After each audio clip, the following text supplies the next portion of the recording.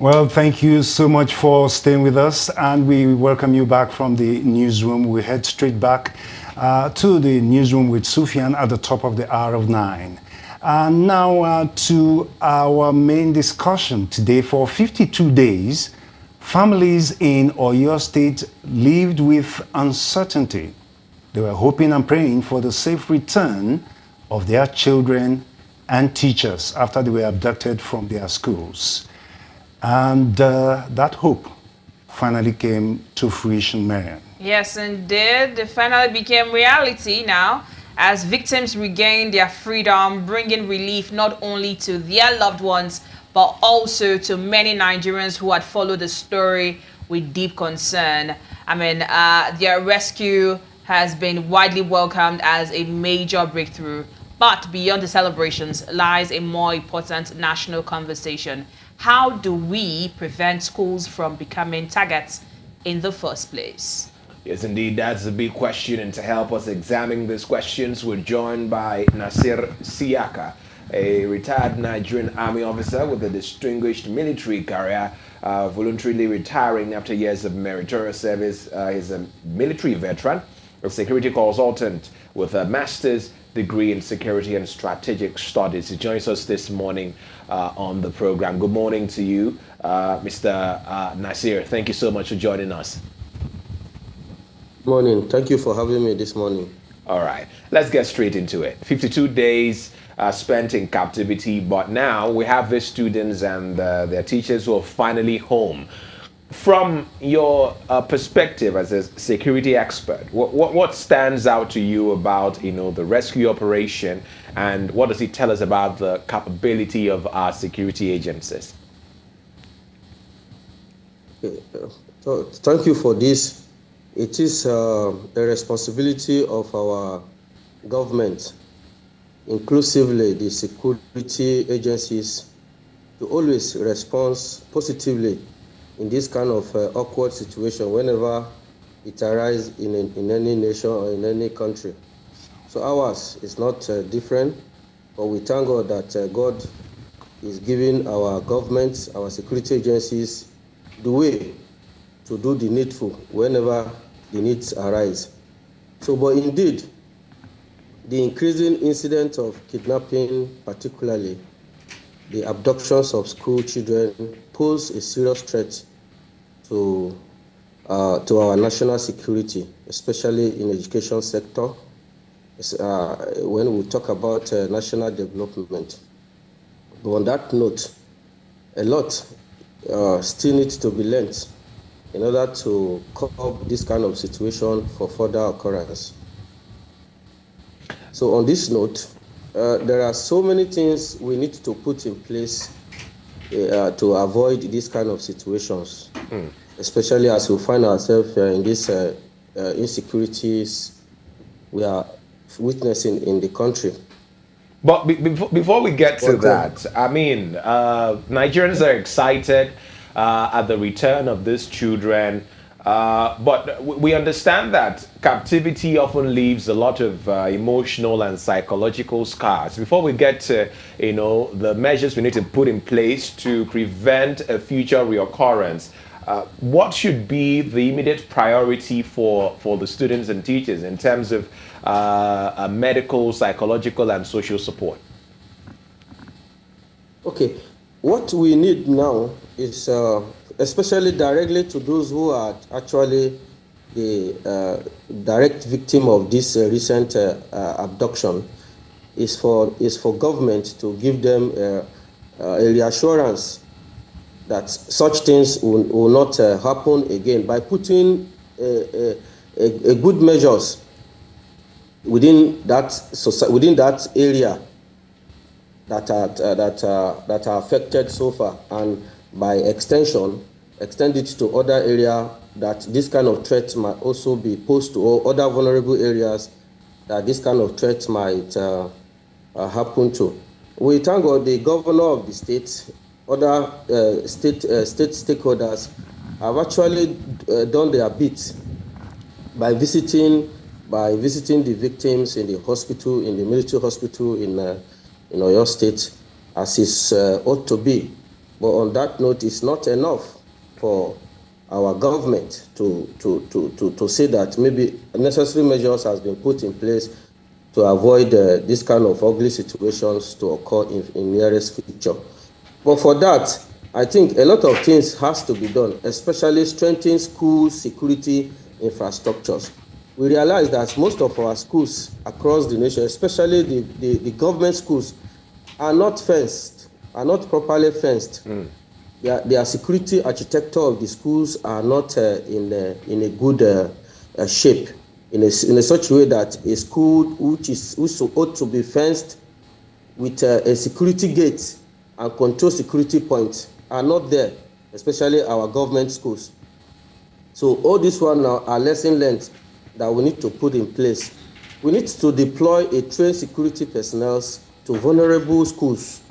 Vulnerable schools, what I mean in vulnerable schools are schools that are close to border, that are prone to maybe forest or a rural area. All these schools the government needs to put their eyes on them and deploy a trained security personnel to avoid all this kind of situation to occur again. So I think these are the measures, and there are so many measures. We can name a lot by saying we can enhancing the capacities of security agencies also go a long way, because when we are talking about state police, this is one of the impact the state police can also chip in and curb for as far as national security is concerned. If we have state police and all our schools are being secured by our state police or other security agencies, then it will, sometimes we are supposed to be leaving the proactive measures of security. Do you think state police is the ultimate solution to all of our security issues? It's not ultimate, but it's one of the ultimate solutions, because we know that the collapse of our local government agencies or councils, local government councils, is one of the reasons why we are witnessing all this insecurity, especially in the rural area. You can recall to me that this insecurity rarely occur in the city. It always occur in a rural area, and this rural area are being controlled by the local government councils. So when the local government councils are not properly in a good shape by our government, it goes a long way in seeing all these kind of challenges, security challenges we are seeing. It's one of the way of addressing this kind of security, especially kidnapping, using by addressing the root cause.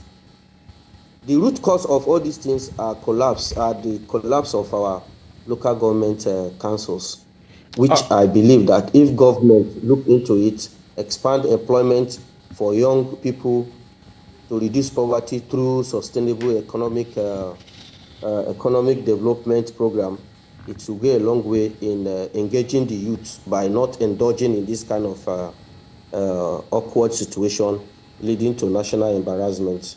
All right. Thank you so much. But I want you to speak to the capability of our military. Because before this release, there was a narrative out there that perhaps the bandits are more sophisticated, maybe they are more intelligent, maybe they are more coordinated than our military. Because time and time again, we see all of these attacks happen. We see these abductions. In fact, most recently, a former major general was abducted and unfortunately died, while in abduction. I mean, I can just go on and on with some of those ugly incidents, which made the public lose confidence in the ability and capacity of our military and security agencies to actually do what needs to be done. But seeing the way and manner in which these children have been rescued, what does it tell us about the capacity of our military, about our security agencies, to deal with some of these attacks on Nigerians and the Nigerian community? Okay, that's a good one. Indeed, we should understand one thing. One thing is that this security, when we talk about security, is a very complicated issue. And whenever there is any abduction of any children or anybody, kidnapping of anybody, to rescue such situation is not by taking away what we call collateral damage away out of the context. No. The major reason after such awkward situation had occurred, the next thing is how can we rescue these people, these abductees, in a safety way that the life of those one in captivity will not be more endangered. I don't know if you understand. Then, if you put this one as in front line, then you should know that there are a lot of things to be done. You see, those of criminal elements, they just do whatever they can do without any fear of international law, any fear of a humanitarian law, to just give an embarrassment to the society or to the nation at large. But Nigerian government, Nigerian security agencies are putting everything on the table to make sure that at the end of any exercise, they are not going to be blameworthy of why they do it. Because nobody should tell me, no, the society should not tell me that if you abduct one person from my village, then the whole village should come and be bombarded. Should come and be the security agency should come and bombard the whole village. No, it's going to be a tactical, kinetic measures in order to safely return the abductees back to their home. So these are the peculiarity between somebody who would think that the terrorists are more intelligent, the terrorists are more well equipped in terms of sophisticated weapons to attack. No, it is not like that. Them are just doing whatever they can do to just pose any unnecessary threat, unnecessary embarrassment to the government. While the government is on the other side, very careful to remedy all these problems they are posing on us. So these are the peculiarity there. So indeed, the terrorists can never out or overpowered the national security. It can never happen. If they have the capacity, they should have run down the whole state for a long time now, for over 10 years above, that they have been causing all this kind of embarrassment to us. So a kudos needs to be given to the security agencies, the police, the DSS, the civil defense, and at large the military for their efforts. All right, Mr. Nasiru, I'd like to come in here to say that the rescue has, understandably been celebrated across the country. Everyone is happy that we've got them back. Finally, at last, this is what we've been looking for. Now, but days before the students regained their freedom, we had comments from the governor of the state, Seyi Makinde now, where he made suggestions as regard the timing of the abduction, which came hours after he declared for his presidential ambition. We all hear, we heard when that came out, right? And it raises political questions as to, why at this point, why the timing? At 4 p.m. today, I declared to run for presidency. 9 a.m. the very next day, there's been an abduction situation happening in my state, which for years has been governor of the state. An attack as such as this hasn't happened before. What do you say to that? The timing, politicizing, and there were talks to say that even the president did not put a call through to the governor. And some say if the governor did not call the president should be able to call the governor. If the president did not call, let the governor call the president. What do you speak to that, scenario and the timing as regards this? What I have to say to this is that as a military veteran, when you want to complicate security issues, politicize them.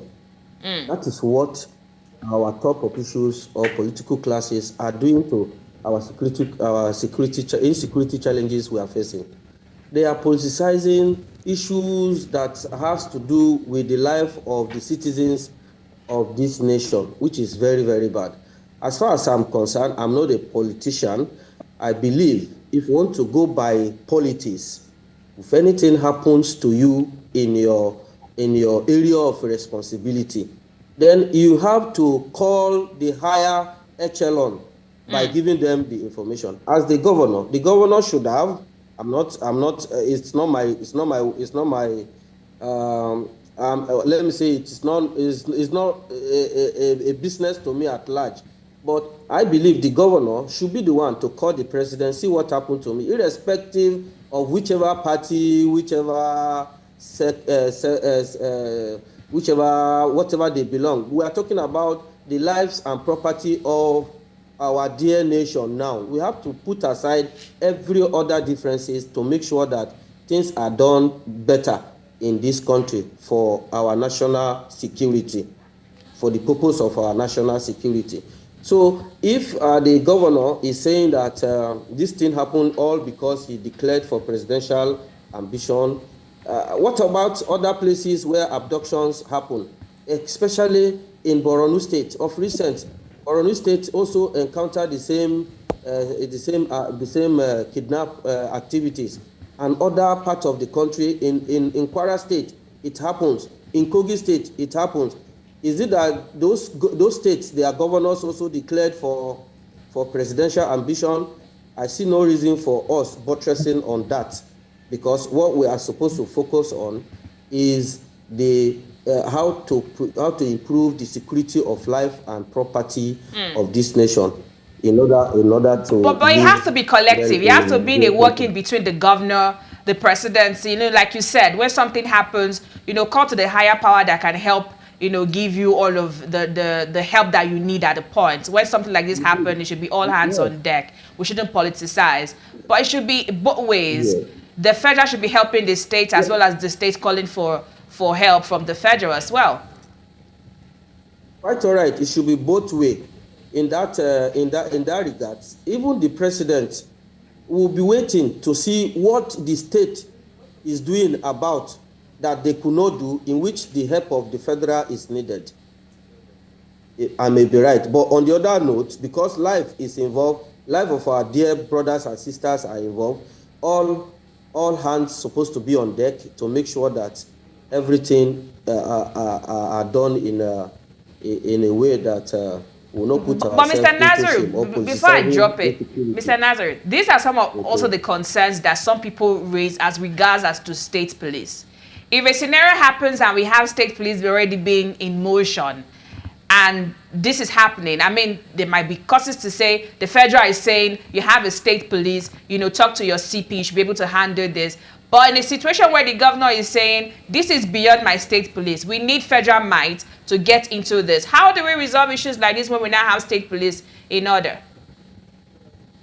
This is where when we talk about security architectures, this is where we talk about having a synergy or having a command that a proper communication needs to be put in place for effective rescue of any unrest or any insecurity challenges we have within the states or within our country.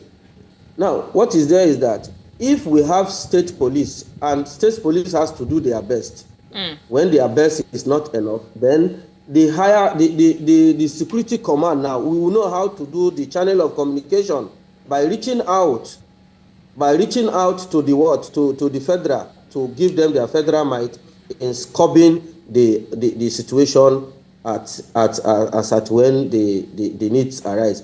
And the chief security of any state is the governor. This is where the governor cannot be out of the contest. He has to be part of it, because before any communication should be across to the federal government, the state governor must be aware. No matter the differences the state government have with the federal, he has to put that aside and make sure the life and property of his people is scattered for first before you talk about anything politics. I will beg of our political class to always put aside political differences and make sure that they serve their people first before any personal issues, and it's seriously affecting our nation. All right, thank you so much. Finally, before we let you go, there are reports suggesting these children might not be so enthusiastic to return back to school or the classrooms. In fact, there are parents in your state and across Nigeria who, are asking, is my child safe at school? I mean, you send out your kid to school and you're wondering and praying that nobody comes to carry them from their classrooms, to an unknown destination. So the question would be, what are the practical measures for government, for security agencies, for the community? What should we begin to implement to restore confidence in the safety of our schools? Okay. In highlighting points, let me highlight these points for us to know that as far as the kind of security challenges we are facing today, and our schools are involved, seriously involved. Not only our school, our children, our father, our mothers are involved in the school as far as kidnapping of children, and teachers are involved. We need to strengthen schools' security infrastructure, number one. Okay. By giving any school now that does not have a good fence, good security presence, should not be allowed to operate, to avoid all this kind of ugly situation. Enhance capacity of security agency. Some area I can say that some local government only have maybe 20 security presence. I'm talking about reality, not anything politicizing. 20 security presence, especially police, civil defense. So how can these 20 security presence, security personnel, curb any kind of unrest whenever this criminal element come to destabilize that society? So there is a need to enhance the capacity of our security personnel and deploy them accordingly, well-trained, well-equipped. And the school staffs also have to engage in what is called school emergency preparedness. Because it's a problem that is eating us deep now. We need all hands needs to be on deck in order to see a solution that can help us get out of this menace. All right. Then, Well, Nasiru Siyaka, we really are pressed for time. We wish you can actually go through all of the points you were going to highlight, but we actually get the picture. Security is everyone's business. If we all put our hands on deck and follow most of the advice that you have given us, we'll get there. It's step by step. Thank you very much for sharing your insights with us.